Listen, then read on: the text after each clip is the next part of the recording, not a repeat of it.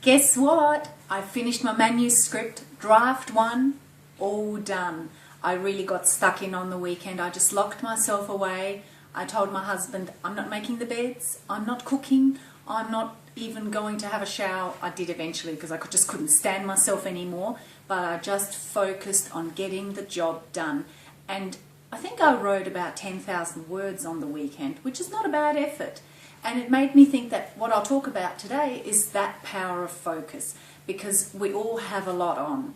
And I know that sometimes I'm guilty of being a bit like a deer caught in the headlights, and I think about 5 or 6 things at once, and I try to do little bits of everything all at once. So, you know, while an email is loading up, I'll suddenly be on a different page doing something else or checking my voicemail.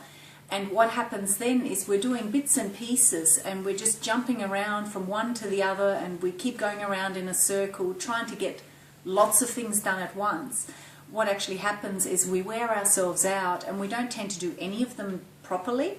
So the power of focus, one analogy that somebody told me a long time ago is it's a little bit like the sun. You can walk out in the sun all day and you know, with a bit of sunscreen and a hat, and you won't get burnt. But get a magnifying glass and harness the sun's power into one spot, or take, for example, a laser beam, which is nowhere near as powerful as the sun, but it's just highly focused, and you can really do some damage.